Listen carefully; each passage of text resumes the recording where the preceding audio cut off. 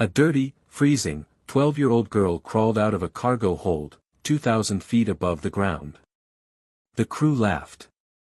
The passengers stared. Then the landing gear snapped. And suddenly, every pilot, every engineer, every expert on that plane had no answer. She did. Before you watch full story, comment below from which country are you watching. Don't forget to subscribe for more amazing stories. The altimeter reads 2,000 feet.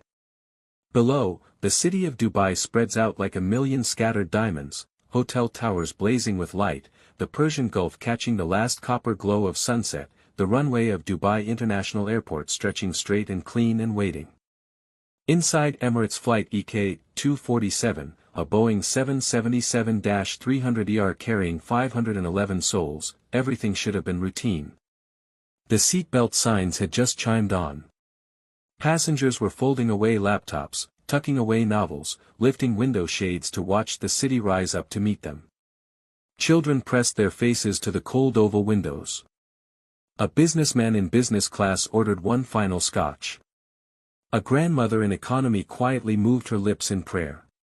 Captain Adil Raza, a 22-year veteran with over 14,000 flight hours, reached forward to the center console with the calm, unhurried confidence of a man who had done this particular action approximately 9,000 times in his career. He pulled down the landing gear lever. The sound that followed was not the sound it was supposed to make. A Boeing 777's landing gear deployment produces a very specific sequence of sounds, a deep hydraulic groan, a mechanical thunk as the doors swing open, a rush of wind as three massive gear assemblies drop into the slipstream, and then a final, satisfying triple lock clunk as each gear locks into the down and locked position. Pilots know this sound the way a mother knows the sound of her own child's cry. It is completely distinct. It is unmistakable. What Captain Raza heard instead was something that made the blood drain from his face in an instant.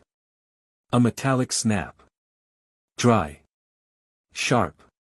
Like a bone breaking inside a wall. Then silence where there should have been sound. Then a violent shudder that ran through the entire airframe, not turbulence, not the buffet of a crosswind, but something internal, something structural, something wrong at the very skeleton of the aircraft. The 777 trembled like a living thing that had just been injured. The gear disagree alarm exploded onto the ICA's screen in angry amber letters.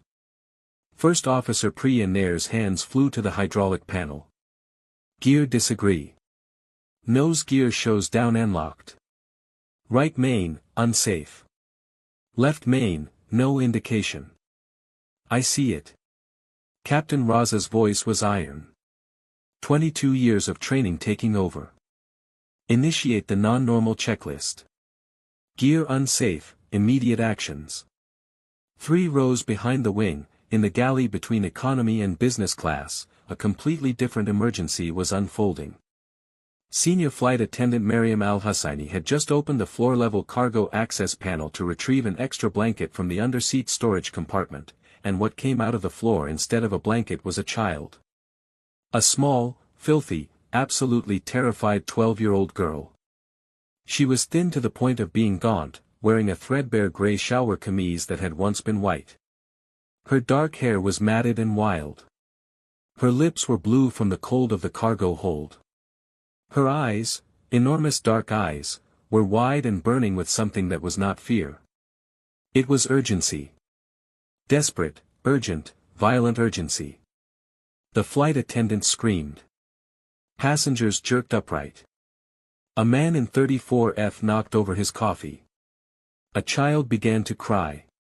In seconds, Mariam had the girl pinned against the galley wall, one arm across the child's chest, her other hand reaching for the interphone. Let me go. The girl's voice was hoarse and raw from hours of cold and thin air. She was not crying. She was not begging. She was furious in the way that only someone who knows something critical and is not being heard can be furious. You don't understand, listen to me, the wing box.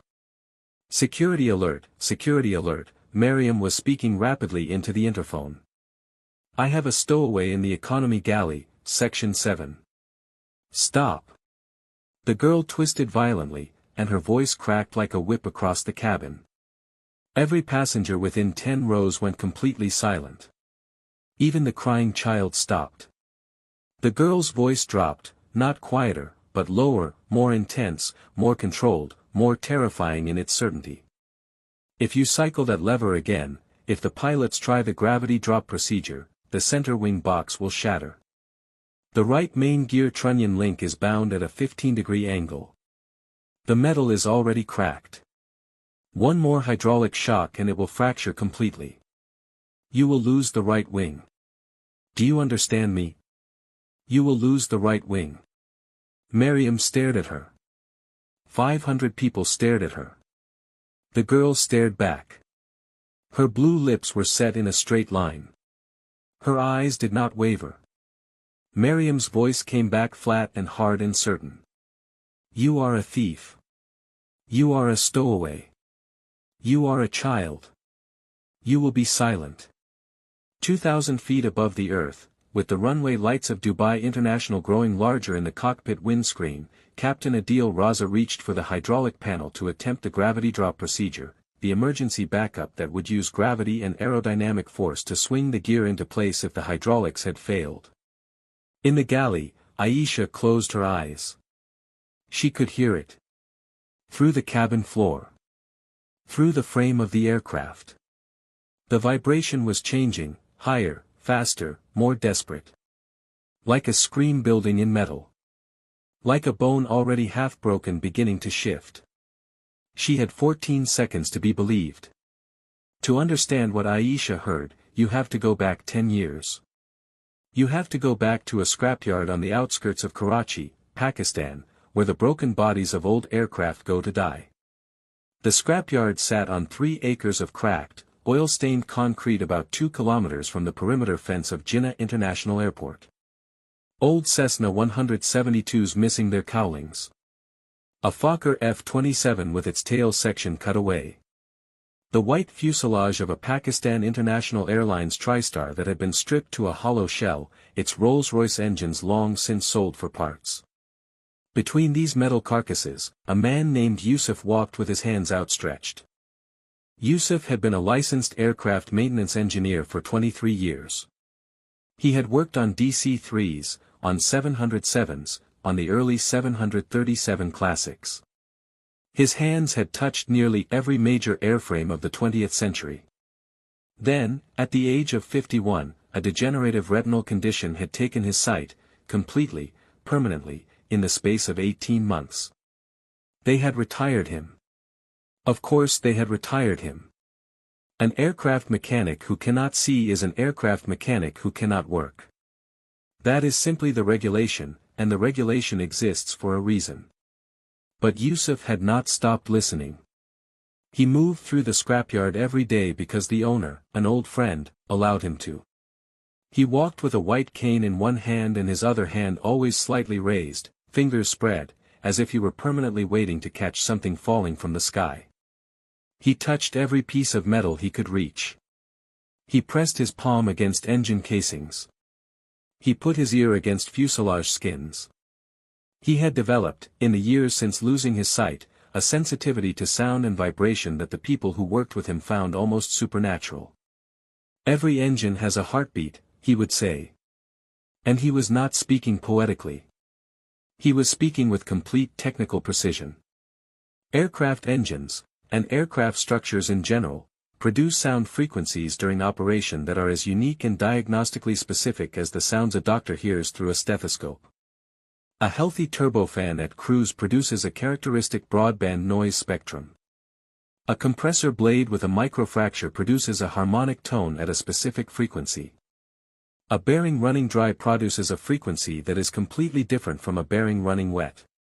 A structural joint under abnormal torsional stress resonates at a frequency that is different from a joint under normal load. These sounds exist. They are real. They are measurable with instruments. But the instruments are only configured to detect the sounds that engineers already know to look for. Pre-failure acoustic signatures, the sounds that metal makes before it breaks, not after, are one of the most underdeveloped areas of aviation diagnostics, precisely because they are so difficult to characterize in advance. Yusuf could hear them. He had spent 3 decades cataloging these sounds in his memory, and when his eyes had failed him, those memories had somehow sharpened, the way a man in a dark room becomes exquisitely sensitive to temperature. When Aisha came to live with him, at the age of 2, after her parents were killed in a road accident on the Lyri Expressway, making him her only living relative, he had no idea what to do with a child. He knew aircraft. He knew metal. He knew sound. So he taught her what he knew. Every day after school, Aisha would come to the scrapyard. Every day, Yusuf would have a lesson. Not a classroom lesson. A listening lesson. "Close your eyes," he would say. Then he would place her small hand flat against the skin of an old Cessna engine, the engine running, if they could get it started, or just the airframe humming in the wind if they couldn't. "Now. What do you hear?" At first she heard nothing meaningful. Engine noise. Wind. The distant roar of jets taking off from the airport 2 kilometers away. Be still. Deeper than the noise. What is underneath? Slowly, over months, over years, she learned. She learned that a healthy aluminum skin vibrates at a different frequency than a skin with a hidden crack. She learned that a corroded bolt produces a tiny, distinctive rattle that a healthy bolt does not. She learned what Yusuf called the language of load, the way metal talks when it is carrying weight, when it is under stress, when it is approaching its limit. He taught her the concept of acoustic resonance, the way any physical structure, when struck or excited by vibration, rings at its own natural frequency. He taught her that this natural frequency changes when the structure is damaged, because the damage changes the mass and stiffness of the system. A cracked component resonates differently than a whole one. A bound mechanical link vibrates at a different frequency than a free-moving one. He taught her to listen for what he called the wrong note, the sound that doesn't belong, the frequency that sits outside the normal harmonic pattern of the system. "Aircraft are like music," he said once, his sightless eyes turned upward toward the sound of a passing airliner. "When all the parts are healthy and working, they make a chord. A harmony. Everything in its place. When something is wrong, even something very small, even something too small for any instrument to see, the chord changes. One wrong note. That is all. If you are listening, you will hear it." Aisha heard it. By the time she was 10, Yusuf was calling her his diagnostic instrument. By the time she was 11, she had correctly identified 3 separate mechanical problems in scrapyard aircraft: a cracked exhaust manifold, a failing magneto, and a pair of corroded engine mount bolts, simply by listening, without any tools. By the time she was 12, Yusuf was dead. A stroke, swift and quiet, in the night. He was found in the morning by the scrapyard owner, sitting peacefully in his usual chair with his hands folded in his lap, as if he had simply sat down to listen to something and decided to stay. Aisha had no other family. The government welfare system in Karachi was overwhelmed and understaffed. The processing center for orphan children was full. She was assigned a temporary shelter placement that lasted 3 weeks before funding ran out. She was 12 years old, completely alone, and she had one skill: she could listen to aircraft and hear things that no one else could hear. She knew what she had to do. The belly of a commercial aircraft is not a place that human beings are meant to inhabit. Aviation engineers call the unpressurized areas of the cargo hold the hell hole, and the name is not dramatic exaggeration. The temperature in the lower cargo holds of a Boeing 777 at cruise altitude can drop to -50 degrees Celsius. The oxygen content is insufficient to sustain consciousness for more than a few minutes without supplemental air. The noise level from the engines and airflow is approximately 110 decibels, about the same as standing next to a running chainsaw. Constant vibration runs through every structural member. The darkness is absolute. No rational person would choose to be there. Aisha had spent 4 days watching the cargo loading operations at Dubai International Airport's freight terminal from a position behind a maintenance equipment shed, 200 meters from the main ramp. She had studied the ground crew schedules, the aircraft rotation times, the security camera blind spots. She had identified EK-247, the evening departure to London Heathrow, as the aircraft with the longest cargo loading window and the least supervised aft bulk cargo access point. She was not going to London. She had no interest in London. She was going to the world's greatest aviation hub, Heathrow Airport, where she intended to find someone, anyone, who would listen to her. Someone who would understand what she was when she showed them what she could do. Getting into the bulk cargo hold had been easier than she expected. The aft bulk cargo hatch, a low oval door in the belly of the aircraft's rear fuselage, had been left propped open during the final baggage loading.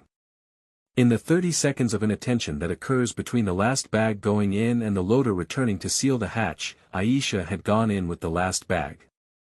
She had pressed herself into the deepest corner of the hold, behind a row of hard-sided suitcases, and she had pulled a loose cargo net over herself and gone completely still. The hatch had sealed. The aircraft had pushed back. The engines had started. And then the cold had started. She had prepared for it as best she could, a thick sweater stolen from a donation bin, a second pair of socks, a wool cap pulled down over her ears. She had a small bottle of water and 3 energy biscuits.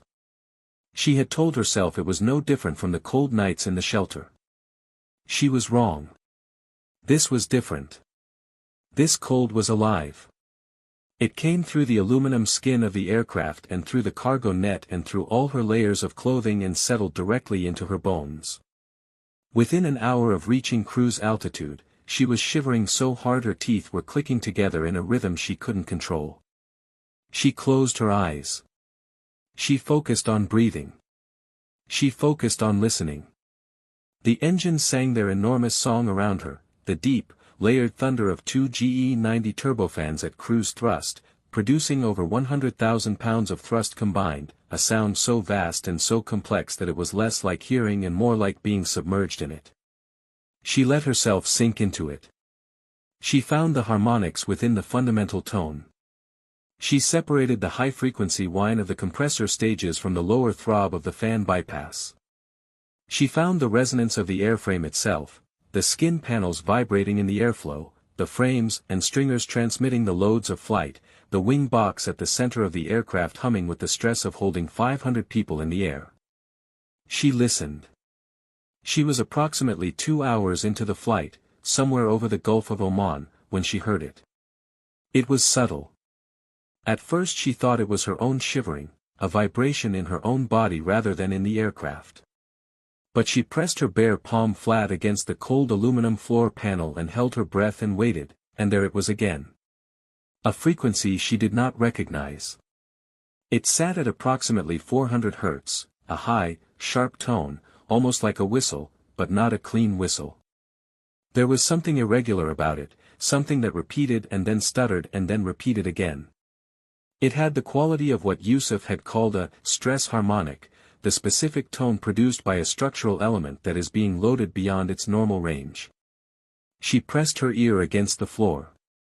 The sound was coming from forward and below, from the direction of the center wing box, the massive structural assembly that runs through the belly of the aircraft where the wings attach to the fuselage. The center wing box is the single most critical structural component on a twin-engine wide-body aircraft. It carries the entire bending load of the wings. It is the element that, if it fails, does not fail gracefully. Aisha had spent hours in the scrapyard with Yusuf's hands guiding hers over the wing box of a retired 737, learning its geometry, learning its load paths, learning what it sounded like under different conditions. This sound was wrong. Not dramatically wrong. Not catastrophically wrong yet. But wrong in the specific, preliminary way that a structure sounds when it has developed a crack and is being asked to keep carrying the load anyway. The 400 Hz tone was the resonance of a damaged element, possibly a cord member, possibly a lug, possibly a trunnion fitting, vibrating at the frequency of its damaged state rather than its healthy state. The aircraft's onboard structural health monitoring system had not flagged anything. That did not surprise her. Modern aircraft sensors are designed to detect failures, discrete, definitive, measurable failures.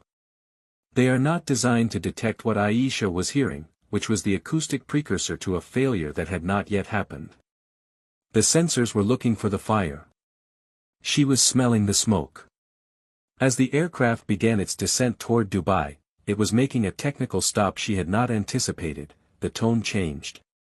It got slightly higher, slightly more urgent. The load distribution was changing as the aircraft descended and slowed. The wings were unloading their fuel weight, and the stress was redistributing through the airframe.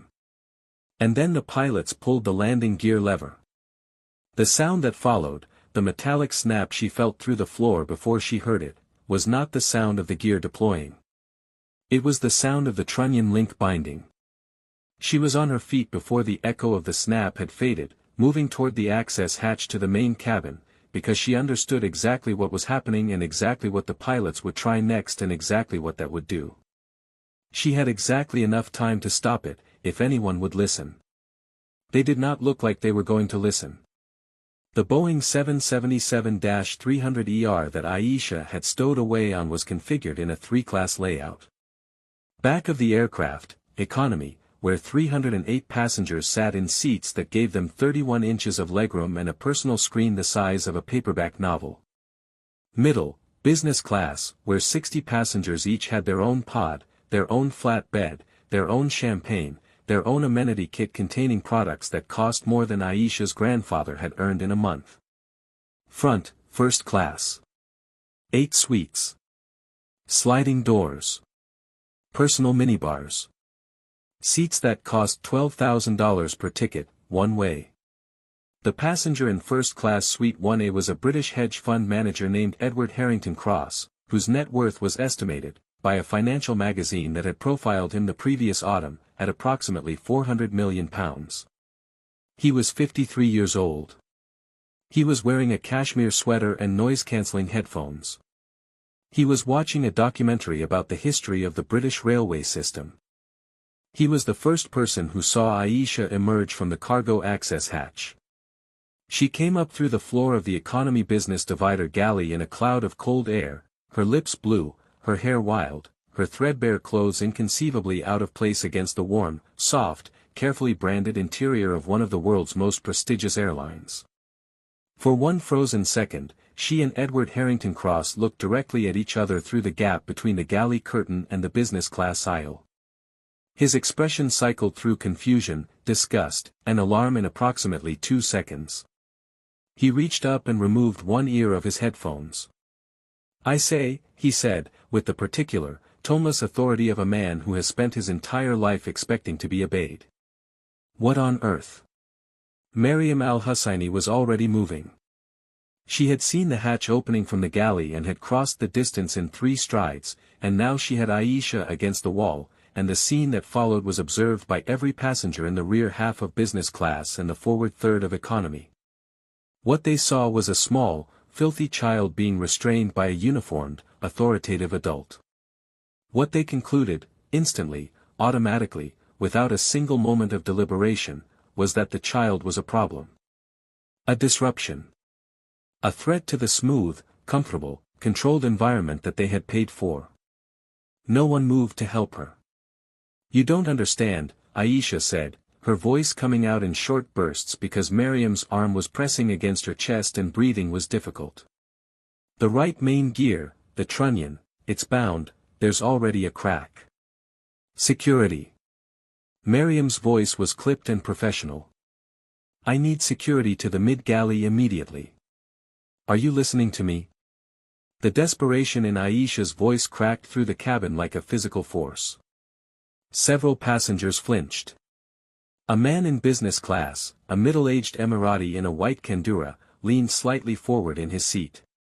"The pilots are going to try the gravity drop. You cannot allow them to do the gravity drop. The shock load will complete the fracture. You will lose the gear. You may lose the wing attachment point. 500 people will." Where did you even learn those words? The second flight attendant, a young man named Kenji, had arrived and was speaking with the particular brand of calm that is actually thinly disguised contempt. "Did someone tell you to say that?" Is this some kind of stunt? My grandfather taught me. Aisha stopped struggling. She went completely still. When she spoke again, her voice was quiet and precise and absolutely steady. His name was Yusuf. He was a licensed aircraft maintenance engineer for 23 years. He lost his sight and he taught me to hear what he could no longer see. I have spent 10 years learning to listen to aircraft the way your instruments listen to aircraft. And I am telling you, right now, with complete certainty, that there is a cracked trunnion link in the right main gear assembly. And if the pilots attempt a hydraulic pressure cycle or a gravity drop before the binding is addressed, the crack will propagate to complete fracture. Silence. Edward Harrington Cross had removed both headphones now. He was watching with an expression that had moved from alarm to something more complicated, something that might, in different circumstances, have been called uncertainty. The Emirati man in business class had straightened fully in his seat. Mariam al-Husseini looked at Aisha for a long moment. Then her expression closed like a door. You are a stowaway. You are a criminal. You have no authority here. I don't need authority, Aisha said. I need 30 seconds on the radio. Absolutely not. In the cockpit, Captain Adil Raza had completed the gear unsafe immediate actions and was reaching for the hydraulic bypass valve to initiate the gravity drop procedure. His hand touched the valve handle. The aircraft shuddered. The Boeing 777's landing gear system is a triumph of redundant engineering. The main gear on each side consists of 3 massive bogies, a 6-wheel truck arrangement on each side, supported by a trunnion assembly that connects the gear to the wing structure through a series of mechanical links and hydraulic actuators. Under normal operation, hydraulic pressure drives the actuator, which rotates the trunnion link through its designed arc, swinging the gear from its stowed position in the wheel well down through 132 degrees to the fully extended and locked position. The system has a primary hydraulic circuit and a secondary hydraulic circuit. It has a manual gravity drop mechanism that allows the gear to fall free under its own weight if both hydraulic systems fail. It has a mechanical downlock that holds the gear in the extended position independent of hydraulic pressure. It is, by every reasonable measure, a system designed to succeed. But every system has an assumption built into it. The landing gear system assumes that the mechanical links are free to move. It assumes that the trunnion, the pivot axle around which the entire gear assembly rotates, is aligned and unobstructed. All of the redundancy in the hydraulic system, all of the backup circuits and bypass valves and gravity drop mechanisms, are designed to provide alternative sources of force to move the same mechanical pathway. If the mechanical pathway itself is blocked, more force does not help. More force makes it worse. This is what Aisha understood that Captain Raza did not yet understand, because Aisha had heard the sound and the captain had only seen the instrument indication. The right main gear trunnion link had bound at an angle of approximately 15 degrees off its intended arc. This had happened because a fatigue crack, invisible to the visual inspection at the last maintenance check, too small for the automated inspection systems to flag, but audible as a 400 Hz harmonic to a girl who had spent a decade learning to listen, had propagated through the forward trunnion lug to the point where the link had shifted slightly in its housing. Not enough to prevent movement entirely. Enough to change the geometry of the movement by 15 degrees. 15 degrees does not sound like much. In a landing gear system where the mechanical tolerances are measured in thousandths of an inch, 15 degrees is catastrophic. When Captain Raza initiated the gravity drop procedure, the mechanical link, already binding, already carrying more stress than it was designed to carry, already cracked, was subjected to an additional shock load as the gear attempted to swing free under gravity. The crack, which had been stable under controlled hydraulic pressure, propagated under the shock load. Not to complete fracture. Not yet. But significantly further. The aircraft did not just shudder this time. It shook. It was a violent, rhythmic oscillation that started in the right wing root and transmitted through the entire airframe, through the passenger floor, through the overhead bins, through the galley structures, through every seat and every armrest and every overhead panel. Coffee cups fell. A laptop slid from a tray table. A child in economy screamed. 3 passengers in business class grabbed their armrests simultaneously. Aisha, pinned against the galley wall, pressed her palm flat against the cabin floor. She could feel it. The frequency had jumped. It was no longer 400 Hz. It was closer to 600 Hz now, a higher, more urgent, more desperate tone, the acoustic signature of a structural element that was no longer carrying its load elastically but was deforming permanently, the crack running further with each cycle of vibration. "Stop," she said. Not loudly. Quietly. "Tell them to stop. Every time they apply force to that system, the crack gets longer. They have to stop." Miriam was holding onto the galley counter with both hands.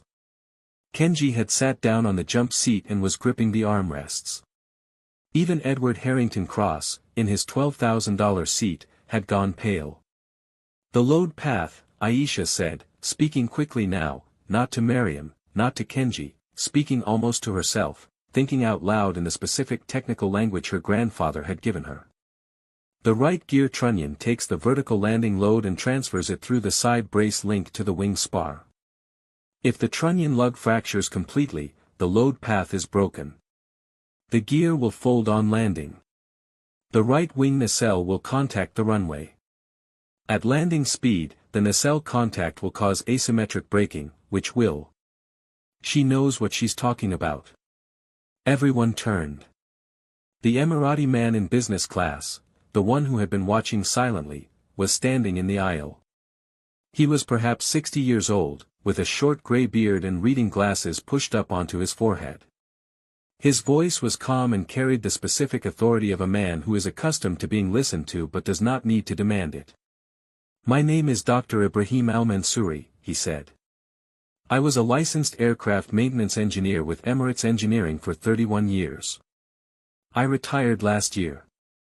He looked at Aisha. "The trunnion lug. You said it's bound at 15 degrees.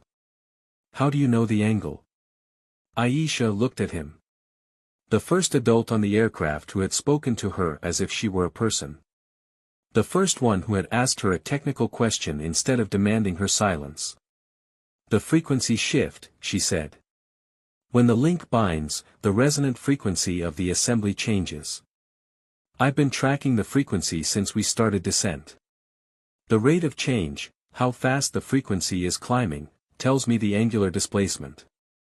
It's approximately 15 degrees. Maybe 17. The harmonic is consistent with a forward lug binding, not an aft lug. If it were the aft lug, the frequency signature would be lower, maybe 350, 380. This is above 400 and climbing." Dr. Al-Mansouri stared at her for 3 full seconds. Then he turned to Miriam. "You need to get me on the radio to the cockpit right now." "Sir, I cannot." "You need to get me on the radio to the cockpit," he repeated, "and you need to get this child on the radio as well. Because what she just described is physically correct, and if the pilots attempt one more hydraulic cycle or one more gravity drop, we are going to have a very serious problem on our hands." Miriam looked at him. She looked at Aisha. She looked at the floor, which was still trembling with the residual vibration of the failed gravity drop. She reached for the interphone. In the cockpit, Captain Adil Raza and First Officer Priya Nair were working through the extended non-normal checklist with the focused desperation of highly trained professionals who are running out of options. They had tried primary hydraulics. They had tried secondary hydraulics. They had tried the gravity drop. The right main gear was still showing unsafe on the ICAS screen. They had declared an emergency, had been sequenced to the front of the landing queue, had requested emergency services on standby. They had done everything the manual told them to do. And yet nothing was working. Raza was reaching for the hydraulic pressure gauge to consider one final system cycle, one last attempt to force the gear into place with full hydraulic pressure, when the interphone chimed. "Captain." Miriam's voice. Strained. Professional. "Barely. I have Dr. Ibrahim Al-Mansouri on the line," He's a retired Emirates engineering maintenance engineer. And I have a passenger. A very unusual passenger. She's been in the bulk cargo hold. She says she can hear the gear system. She says she knows what's wrong. Silence on the flight deck. Captain Raza and First Officer Nair looked at each other. She knows she can. Raza stopped. Closed his eyes for half a second. Put Dr. Al-Mansouri through. Dr. Al-Mansouri spoke first. He kept it brief, precise, and technical. A possible trunnion lug fatigue crack. Acoustic evidence. Binding at an estimated 15 degrees of angular displacement. The gravity drop had made it worse, not better. Do not attempt another hydraulic cycle. Captain Raza listened. He did not interrupt. When Al-Mansouri finished, there was a pause of exactly 4 seconds. Put the girl on, Raza said. Another pause. Longer. The kind of pause that contains a whole argument. Then, Captain, this is Aisha. Her voice was small in the cockpit speakers. Small and cold and raw from the cargo hold. But it was steady. Completely, unnaturally steady for a 12-year-old in this situation. Aisha, Raza said. He kept his voice level. Kept it professional. He was talking to a child who had just survived the cargo hold of a 777 at altitude and was now helping him solve an engineering problem, and he was going to treat her with exactly the same precision and respect he would give any other source of technical information, because that was who he was and because right now he did not have the luxury of being anything else. Tell me what you hear. The right main gear trunnion link is bound at approximately 15 degrees of forward displacement, she said. The resonant frequency of the assembly has been climbing since the first gear attempt. It started around 400 Hz. After the gravity drop it jumped to approximately 600. The crack in the forward lug has propagated. The link cannot move freely in any direction because the binding is increasing the friction load at the trunnion pin. How do you know the angle is 15 degrees? The frequency shift. A 15-degree binding on a 777 trunnion assembly produces a specific resonance pattern. My grandfather taught me the relationship between angular displacement and frequency shift on the 737 trunnion. The 777 geometry is different, so I scaled for the gear dimensions. It's an approximation. But the direction is certain. The link is bound forward. In the cockpit, First Officer Nair had pulled up the landing gear system schematic on the secondary ECAM screen and was tracing the geometry with her finger. She looked at Raza. She nodded. Slowly. It was consistent. A forward binding at 15 degrees. It was consistent with the symptoms they had seen. Aisha, Raza said. What do we do about it? A pause. Not hesitation. Thinking. You have to change the load on the trunnion without using hydraulic pressure, she said. The link is bound because the friction force at the binding point is greater than the driving force of the actuator. More actuator force makes it worse, it drives the binding harder. You need to change the geometry of the load. How? Side slip. If you induce a right side slip, right rudder, left aileron, you put the airframe in a slight yaw. The aerodynamic load on the right wing changes. Specifically, the torsional load on the wing root changes. That torsional load transmits through the wing spar to the gear trunnion housing. If the torsional load is applied in the right direction and at the right magnitude, it will shift the trunnion housing geometry by enough to release the binding by 2 or 3 degrees. That's all you need. 2 or 3 degrees of release and the hydraulic actuator can complete the arc. Silence. Captain Raza stared at the instrument panel. A 12-year-old girl in a blue-lipped, ice-cold, threadbare sweater, who had just survived the cargo hold of his aircraft at altitude, was describing a technique, using controlled sideslip to modify wing root torsional load to release a bound trunnion link, that he had never seen in any checklist, any training manual, or any non-normal procedure in 22 years of flying. It was not a standard procedure because it was too precise, too dependent on real-time acoustic feedback, too impossible to calibrate without knowing the exact nature of the binding. But it was, in principle, physically correct. "Priya," he said. "If we put in right rudder, say, 3 degrees, and cross-control with left aileron. Right wing torsional load increases," she said, already ahead of him. "The gear trunnion housing, if the friction is on the forward face of the pin, yes. It could shift the effective geometry." She paused. "It's outside any procedure I've ever seen. Everything's outside the procedure we've ever seen right now." Raza keyed the interphone. "Aisha. When we apply the side slip, I need you to tell me what you hear. You are my instrument." "Yes, Captain. You will tell me when the frequency drops. If the binding releases, the resonant frequency will drop back toward 400 Hz. If it drops, I will immediately apply hydraulic pressure to drive the gear through." "Yes. Ready?" "Ready." Raza took a breath. He looked at the runway lights of Dubai, 300 feet below, rising toward them with the terrible inevitability of gravity. He put in 3 degrees of right rudder and 4 degrees of left aileron and held it, the aircraft sliding sideways through the air in a controlled, precise drift that would be invisible to the passengers but was, at the structural level of the aircraft, applying a carefully calculated torsional twist to the right wing root. "Higher," Aisha's voice came through the speaker. "Still climbing. More right rudder. More. 5 degrees, Priya said. "Passing through 650 Hz, Aisha said. Her voice was like a gauge. Steady. Clinical. Not a child's voice at all. Her grandfather's voice, coming through her. 660. 670. "She might be wrong," Priya said quietly, not into the interphone. "Just between them. She might be." Raza held the control inputs. She also heard something that our entire instrument suite missed. "Dropping," Aisha said. Both pilots went still. "Dropping, 620, 590, 540. Hydraulics. Now." Raza snapped his hand to the hydraulic isolation valve and opened it, and simultaneously First Officer Nair hit the gear extend switch.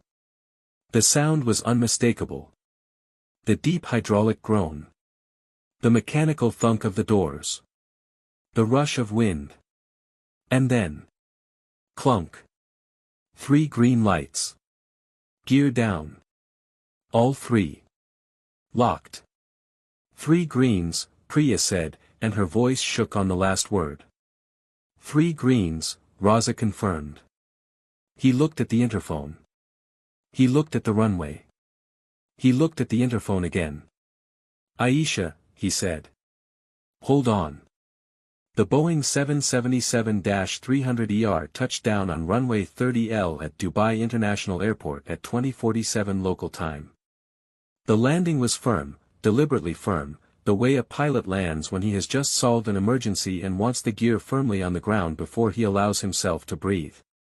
Emergency vehicles lined both sides of the runway, fire tenders, medical units, airport security trucks, their red and blue lights painting the concrete in a churning, urgent rhythm. The thrust reversers deployed. The spoilers deployed. The carbon brakes bit into the hot tires. The aircraft slowed. Stopped. The lights on all the emergency vehicles held steady.